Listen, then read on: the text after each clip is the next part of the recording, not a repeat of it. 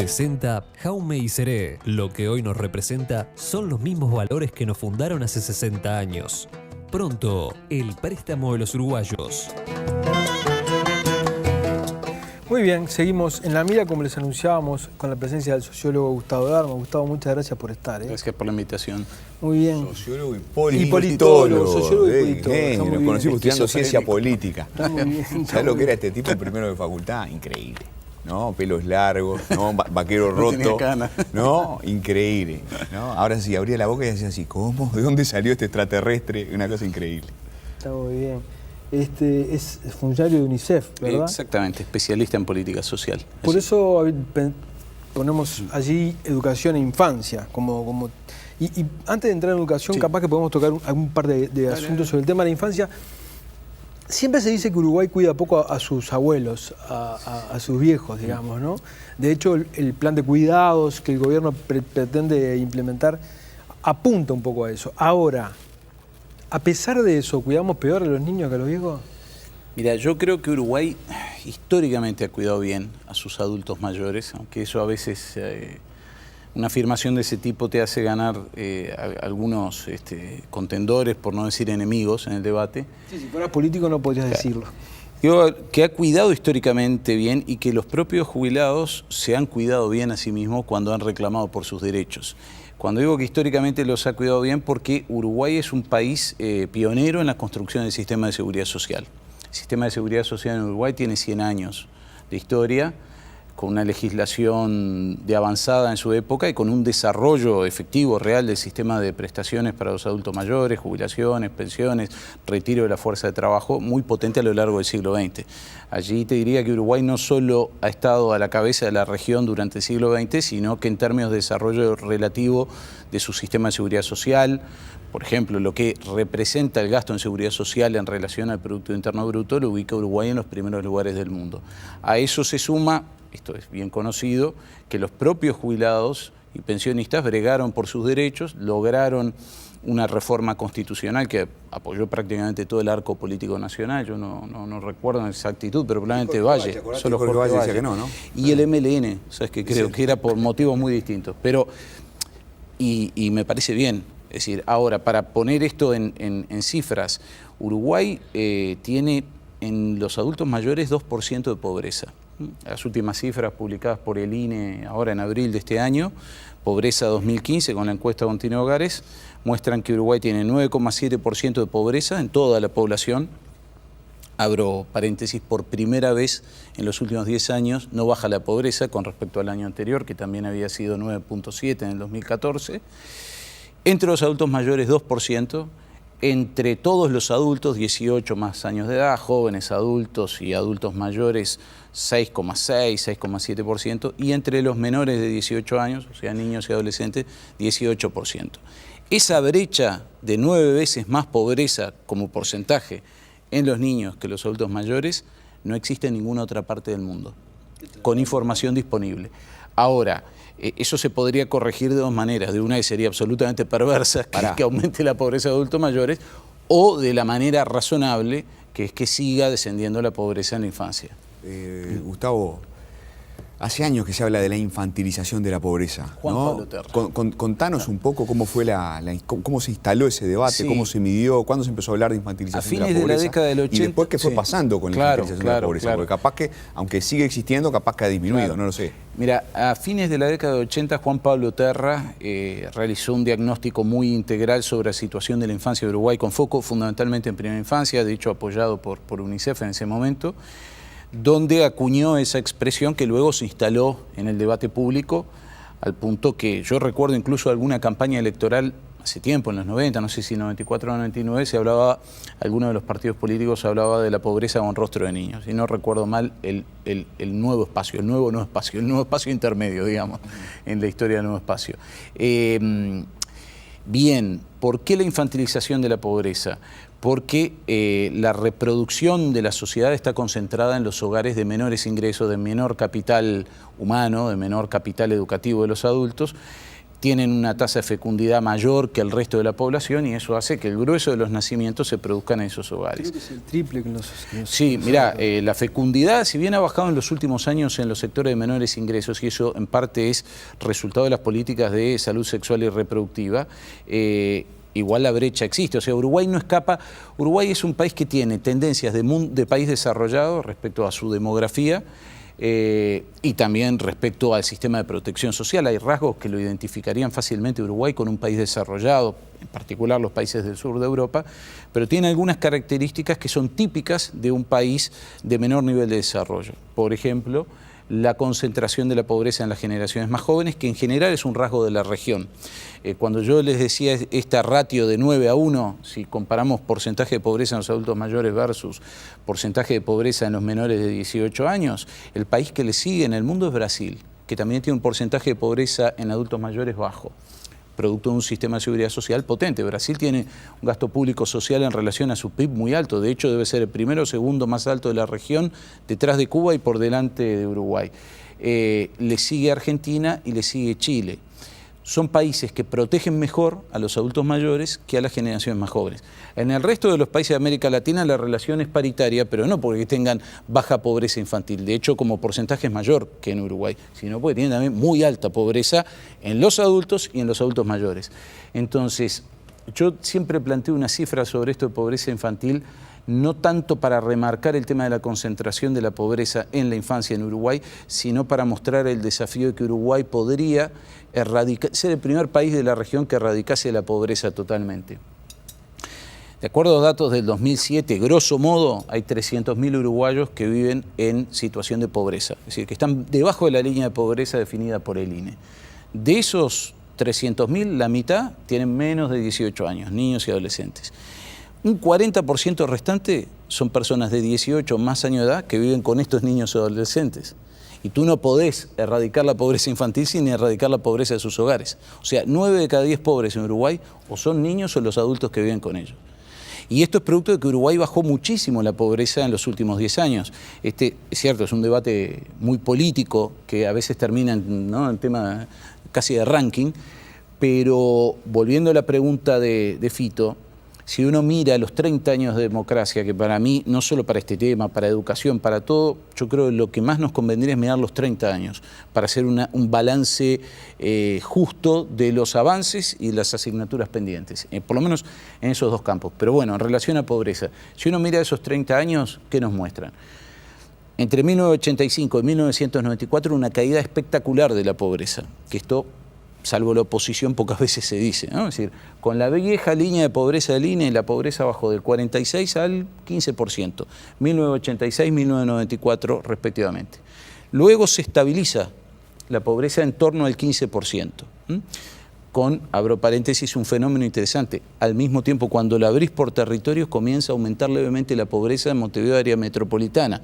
Es decir, aún en contexto de crecimiento, porque la economía creció hasta el 98, 99, la pobreza lentamente empezó a crecer en Montevideo, área metropolitana. O dicho de otra manera, la capacidad de ingresos de los hogares de Montevideo, área metropolitana, no les daba como para seguir de atrás el aumento del costo de vida, que en definitiva es la canasta básica o línea de pobreza. Entonces, segundo periodo de estancamiento, con estas diferencias entre regiones. Tercer periodo es la recesión y la crisis. Con la vieja línea de pobreza del INE pasó del 15 al 30%, 33%. Con la nueva línea de pobreza del INE, que es más exigente que la anterior, 40% en el 2004. Cuarto periodo, el que se estaría cerrando quizás ahora, una caída muy marcada de la pobreza. Con la nueva línea de pobreza del INE, del 40 al 10%, grosso modo. Mucho, ¿no? Entonces, estamos en el pico más bajo de pobreza desde el 85 para más bajo, y que lo ves con la línea de pobreza del INE, que lo ves con la línea de pobreza de CEPAL, que es la que nos permite compararnos con países de la región, que es más baja, es menos exigente, fija un umbral más bajo y por lo tanto hay más hogares que superan esa línea o menos hogares pobres. Y el dibujo es el mismo, la periodización es la misma.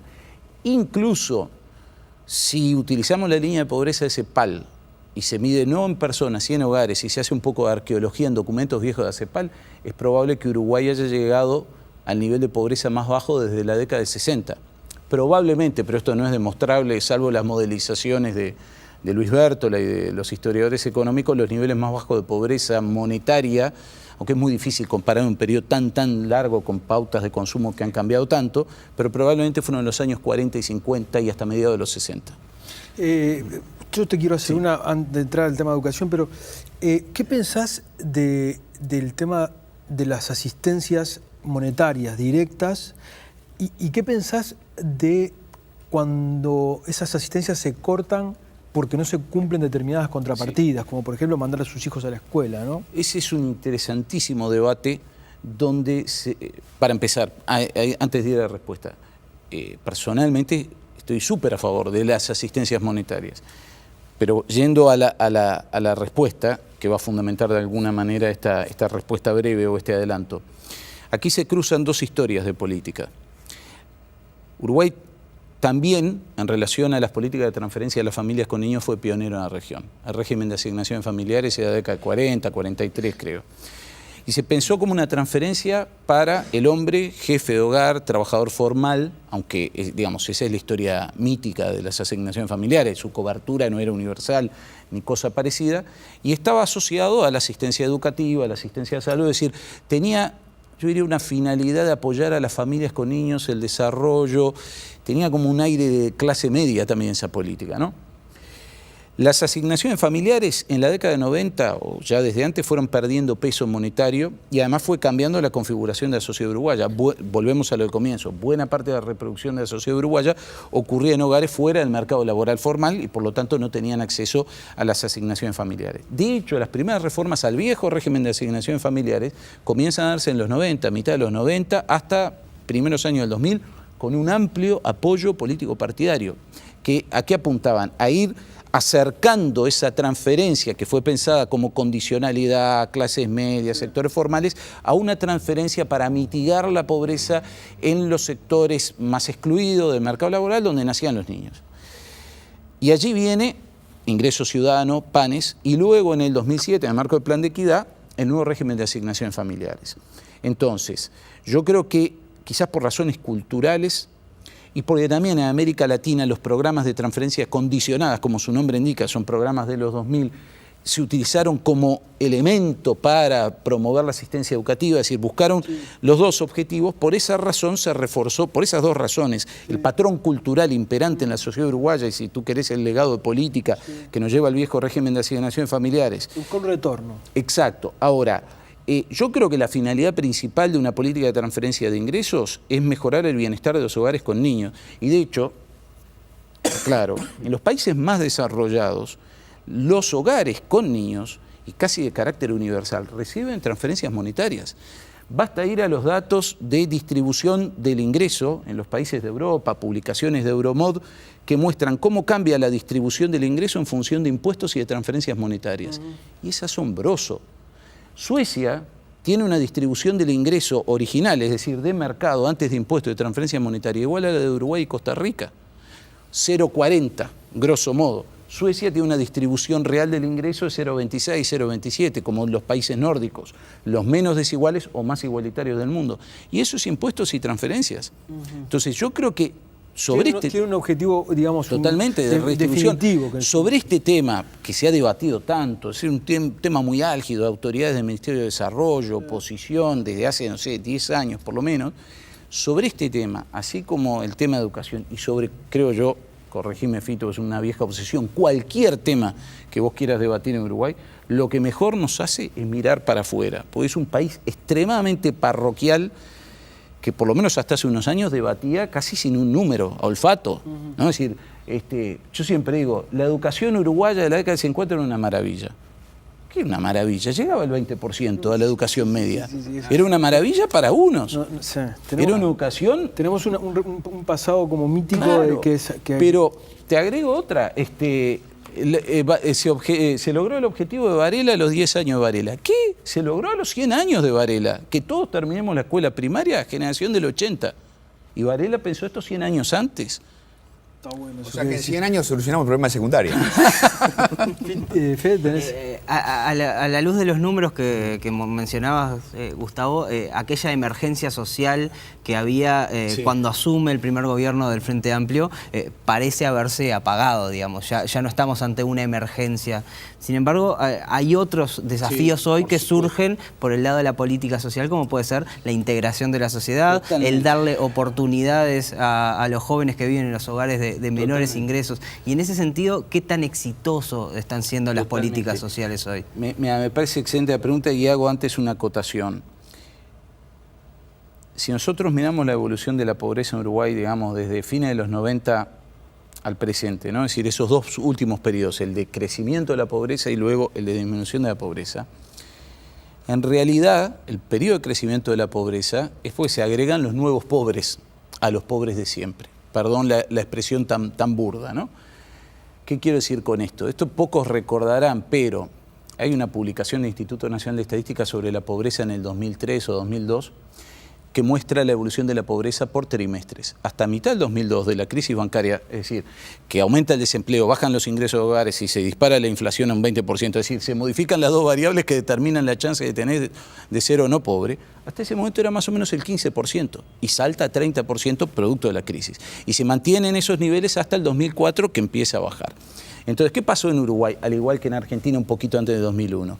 Los sectores medios, bajos y medios que superan la línea de pobreza en una situación de crisis, donde hay desempleo, caída de los ingresos y aumento de la inflación, buena parte de ellos se caen. Ahora, esos sectores no son en general estructuralmente pobres, es decir, no son en general hogares que viven en viviendas hacinadas, que no tienen capital educativo, etcétera, etcétera. Esos hogares con crecimiento económico, que abro paréntesis, el crecimiento económico también es producto de políticas, desde políticas macroeconómicas hasta políticas comerciales, y con políticas que actúen sobre ingresos, sobre los salarios, y eso es también producto de política, la negociación tripartita, etcétera, etcétera. Esos sectores salen de la pobreza rápidamente. No estoy diciendo que vivan en Suecia ni cosa parecida. No son desintegrados, ¿no? Exactamente. Yo tengo la sospecha, que es de sentido común para estos temas, pero que es muy difícil de demostrar empíricamente porque no tenemos estudios de panel, es decir, que sigan a una misma muestra a lo largo de mucho tiempo para ver cómo evolucionan las mismas personas. Lo que nosotros tenemos en Uruguay son encuestas continuas de hogares, que son muestras independientes. Por lo tanto, yo no puedo saber si el que hoy no es pobre lo era ayer. Bueno. Si tuviésemos estudios de ese tipo, yo tiendo a pensar que en Uruguay hay un 10-15% de población, ese es sentido común, yo creo esto, ¿no? Como decía, creo que era Popper, la ciencia del largo camino para probar lo obvio, hay un 10-15% de la población que siempre ha vivido en situación de pobreza extrema o de vulnerabilidad a la pobreza extrema, que vive excluida territorialmente o segregada territorialmente. Hoy estas cifras que decía, 300.000 pobres. Buena parte de ellos están en los 4 municipios de periferia de Montevideo. O sea, están acá nomás.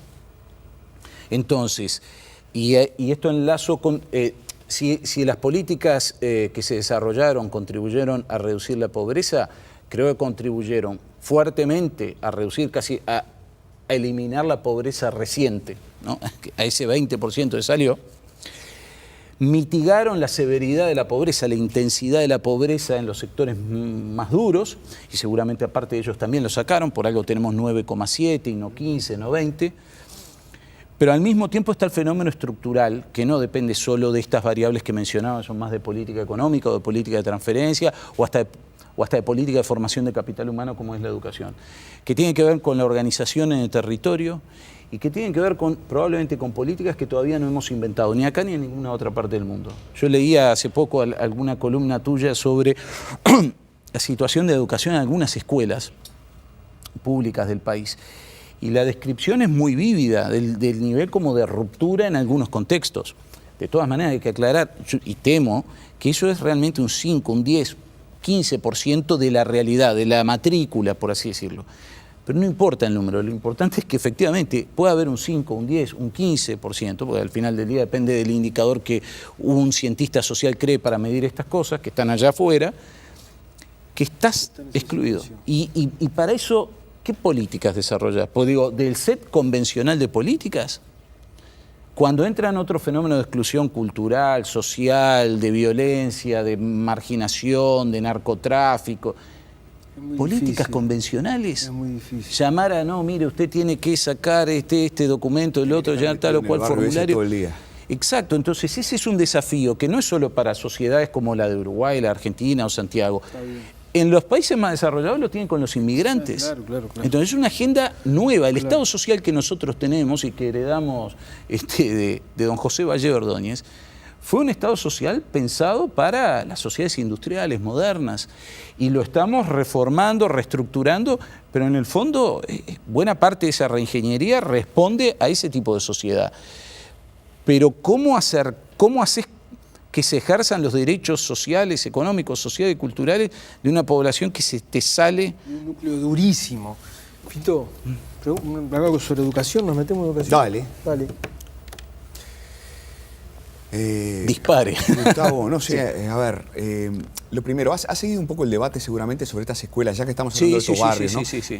Viste que tal y otra gente totalmente, están pensando en otro tipo de establecimientos educativos inspirados en el impulso, en el jubilar, etcétera. ¿no? ¿Has seguido ese debate? ¿Tenés una opinión formada sobre esto? ¿Qué crees? Tengo una opinión que es pragmática. Tengo una opinión que es normativa, que es la primera, y tengo una opinión que es pragmática, que es la segunda. La normativa, yo me agarro de los pelos cuando se cuestiona un centro educativo en el mundo de hoy, ¿no? O sea, ese es el lujo de la miseria, ¿no? En el mundo de hoy, donde uno ve fenómenos de corrupción en todo tipo de sistema político, fenómenos de exclusión social extremos, no hablo solo de la sociedad uruguaya, con los migrantes, fenómenos de todo tipo, ¿no? Casi de cambalache, que uno juzgue negativamente un esfuerzo de privados de montar una oferta educativa, sea con fines religiosos, a mí, sinceramente, me parece el lujo de la miseria. Dicho esto, esas experiencias son universalizables y son la llave como modelo de gestión para resolver los problemas. Yo tengo mis dudas. Ahora, jamás las desalentaría y es más, hasta las promovería. Dicho, Uruguay las promueve. Y nuevamente, Uruguay no solo ignora sus datos, que como vos bien sabés, la primera mitad del siglo XX no contábamos nada o casi nada, y con lo cual nos cuesta saber qué datos. Ignora su historia constitucional en la materia. Yo el otro día, por otras razones, me puse a revisar las constituciones. Se dice, el Estado no apoya la educación privada. ¿Cómo que no apoya la educación privada? Hay una renuncia fiscal del Estado. El Instituto Nacional de Evaluación Educativa, el INED, en su primer informe del 2014, dedica parte del capítulo de Economía de la Educación a cuantificar por primera vez, por lo menos de lo que yo sé, la magnitud de la renuncia fiscal. Es decir, cuántas décimas del Producto Interno Bruto, digo décimas porque son décimas, no me acuerdo si era 0,3, 0,4 del PIB, el Estado renuncia de cobrar a instituciones educativas privadas e instituciones culturales privadas. Yo diría, bueno, pero esto debe haber sido una legislación que pasó por ahí abajo. No, señores, esto está en la Constitución del 67, del 52, del 42 y del 34. En la Constitución del 34 aparece por primera vez y explícitamente el legislador dice subsidio en el artículo. Pero dice en el 34 a instituciones que brinden educación gratuita. Claro, es muy difícil medir eso. Ya en el 42 desaparece eso y queda más o menos la misma formulación. Aunque esto ha estado en debate en los últimos 2 años, si había de reformar la Constitución a ese respecto, yo simplemente lo que digo sobre este punto es, primero, no es cierto que el Estado no apoya a la educación privada, no lo es, objetivamente. Un país que tiene en 4 constituciones sucesivas un artículo dedicado al tema, es decir, le da rango constitucional, nadie puede decir que no apoya. La magnitud no es menor, 4 décimas del PIB son $200 millones. Entonces, yo lo que creo, Fito, es que para resolver los problemas de educación en Uruguay, quizás sea medio anticuado voy a decir, hay que tener una visión sistémica. Sistémica en términos temporales, hay que pensar todo, ¿no? Desde estimulación para primera infancia, educación inicial, educación primaria, educación media, educación terciaria y continuidad a lo largo de la vida.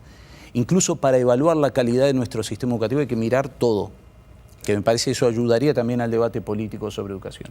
Y sistémica en el sentido de que el sistema educativo, más allá de la Ley de Educación de 2008, crea el Sistema Nacional de Educación Pública. Y Uruguay no tiene una historia de sistema educativo, tiene historia de subsistemas. Sí, al contrario. Eso es el ADN de la educación. Sí. La educación, el único sistema de carácter universal que tuvo la educación en Uruguay es la educación primaria. Es el único que nació con ese objetivo. Después estaba la UTU, o como se llamaba en su tiempo, que era para los desclasados, la educación... Una historia de autonomía, totalmente. de dispersión institucional. Pensar como sistema. ¿Y por qué como sistema? Sistema educativo no es solo sistema educativo público, es también sistema educativo privado. Si uno mira los datos, las buenas noticias de Uruguay es cuando mira todo el sistema educativo y cuando mira todo el sistema educativo en tramos y en público-privado y cuando mira los 30 años. Y ahí nos sorprenderíamos, porque en Uruguay se han producido algunas revoluciones ocultas, y yo insisto en esto y no se dice. En Uruguay en 1980 había 34.000 estudiantes de educación terciaria, hoy hay 180.000. Se multiplicó por 5 en 30 años cuando la población creció de 2.8 a 3.5. Mirá que no hay muchos países en el mundo que salten por 5 en ese periodo. Igual estamos muy lejos de lo que precisamos. Sin duda. Tú dijiste que hay que universalizar. Sin duda, porque está trancado antes. O sea, yo lo miro casi como un ingeniero. Para mí, en toda la cañería, hay un tramo, pero no se lo endilgo a ese tramo, pero hay un tramo donde tenemos que modificar algunas cuestiones estructurales, que es la media. Que no quiere decir que la primaria está bárbara, o que la educación inicial está bárbara, o que la terciaria está bárbara. Pero el estrangulamiento está ahí en el medio. Sin duda. Yo había leído algo tuyo donde vos decías, hablando creo que de la repetición, claro, me parece, de que lo planteabas como una carretera. Totalmente. En los que algunos van en una Ferrari, otros van en un Fitito y otros van caminando. Totalmente. Pero ¿eso implica que hay que enseñar cosas distintas para personas, para muchachos distintos? No en términos de estratificación, digamos, como umbrales, mirá, estos van por la avenida A, estos van por la avenida B, que sería casi como clasificarlos. Estos pueden llegar hasta esto, estos pueden llegar... Sino de personalización de la educación, que eso sí es una tendencia universal. Cuando tú tenés un sistema educativo de masas, como es el nuestro hoy en día, vas a tener estudiantes que provienen de muy distintos contextos, que tienen contextos económicos, sociales, culturales. La idea de igualación educativa, ofreciendo exactamente lo mismo a todos, no funciona. No sé, Aristóteles, claro. Hay que contextualizar. Y contextualizar casi a nivel de aula, y es costosísimo. Yo siempre saco este ejemplo, la metáfora de la autopista en realidad es porque en algunos sistemas educativos de los países más desarrollados, a ver, para empezar, en la mitad de los sistemas educativos de Europa no existe la repetición. Y después me gustaría detenerme en esto, pues parte de esta desmistificación que hay que contribuir a hacer. Pero, por ejemplo, algunos de esos sistemas educativos lo que tienen son grupos por cohorte de edad, ¿no? Y que avanzan la generación, no sé, la generación del 95, y que avanza todo el grupo por cohorte de edad. Ahora decís, bueno, ¿y qué pasa con aquel que no alcanzó los objetivos definidos en el currículum? Bueno, vos tenés muchas alternativas, obviamente, con ese chico. En Uruguay y en América Latina en general, la alternativa por la que optamos es la repetición de grado, ¿no? Volver a darle el mismo plato de sopa al año siguiente. Pero vos perfectamente podés seguir trabajando con ese chico el año que viene en el mismo grupo, con una atención personalizada. Quizás ese chico tiene que tener un grupo, tiene que tener horas por fuera del grupo. Es decir, hay 1000 alternativas. Nosotros estamos, a ver, el sistema educativo uruguayo está en contra de la repetición, pero ofrece esa atención personalizada. No, pero es que no está en contra de la repetición. No. Digo, a ver. No hay una política para primaria tiene, yo diría, un debate mucho más avanzado que la educación media sobre este punto, pero donde están las dos posiciones. Y es un debate que viene por lo menos de hace 20 años. Que tiene menos problema también. Claro, pero es un problema. Claro, Macri justo se planteó. ¿Me dijiste Macri? No, perdón. No, porque este debate se dio en Argentina hace muy poquito. No, lo que digo es que tiene.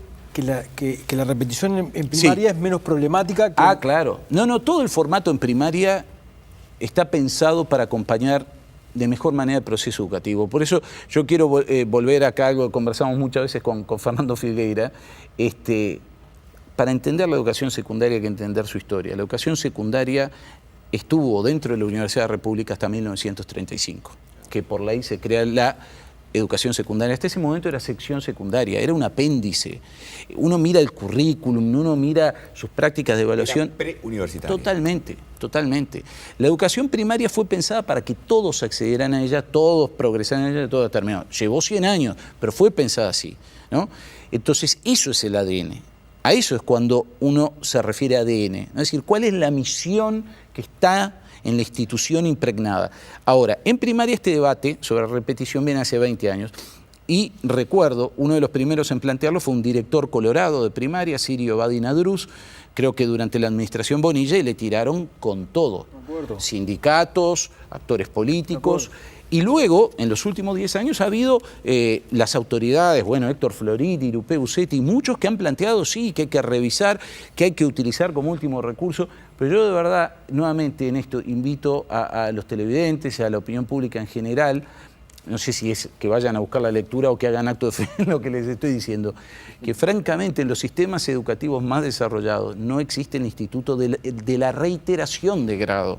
Porque acá yo creo que la confusión mental, que no es de Uruguay, es de América Latina, de esa tradición de sistemas educativos, es confundir promoción con aprendizajes, es decir, uno puede promover y no necesariamente aprendió, y repetición con ausencia de aprendizaje. Pues entonces decimos, bajó la repetición, bárbaro, están o subió la promoción, que es inverso, bárbaro. Y no necesariamente. Miren, les doy un ejemplo. Uruguay, ustedes conocen la prueba PISA, ¿verdad? La prueba PISA se aplica al universo de adolescentes de 15 años matriculados en ofertas de educación postprimaria, ¿no?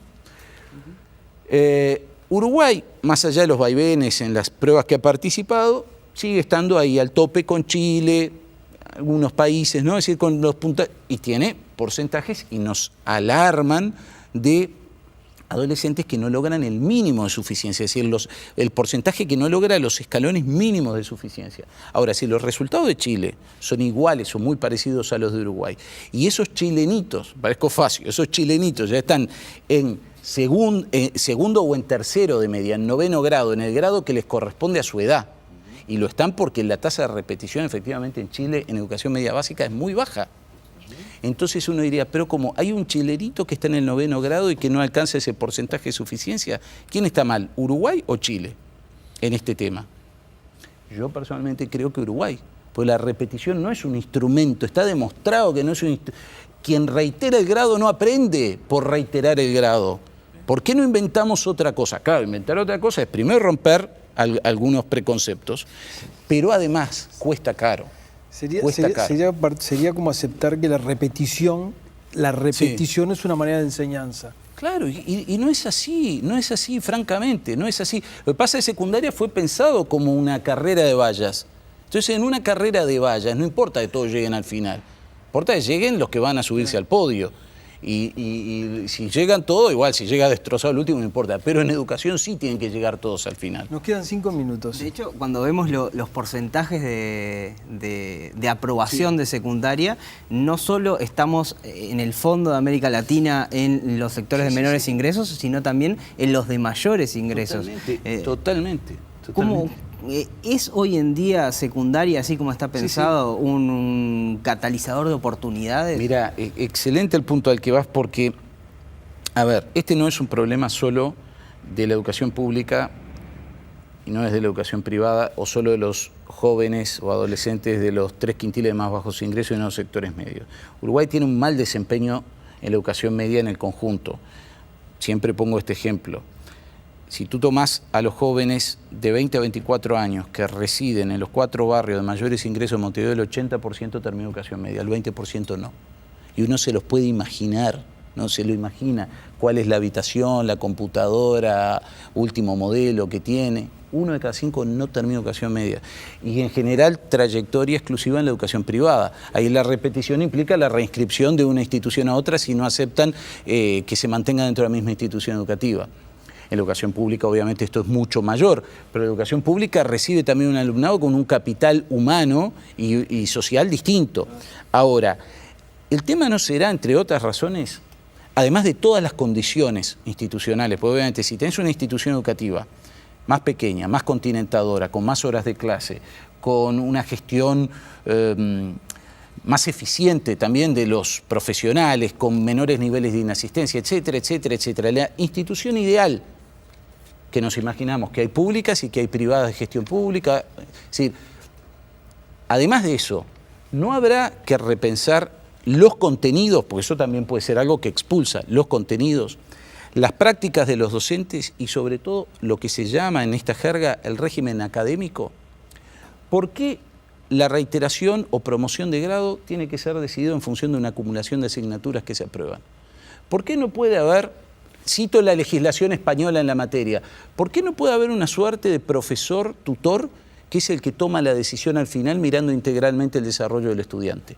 Y como último recurso. Gustavo, última pregunta. Sí, ¿no tenés la impresión que está infinitamente más avanzada la pedagogía preescolar en Uruguay que la pedagogía en educación media?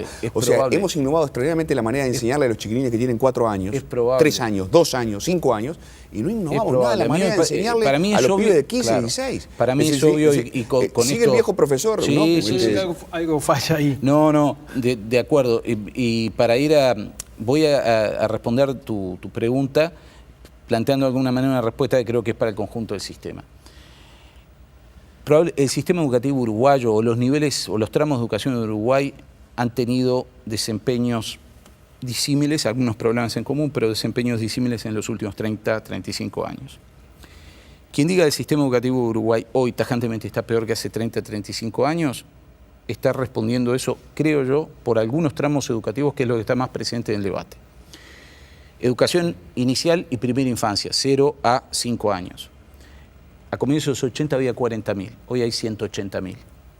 Educación terciaria, población universitaria y no universitaria, población de referencia 18 a 23 años, 6 edades simples.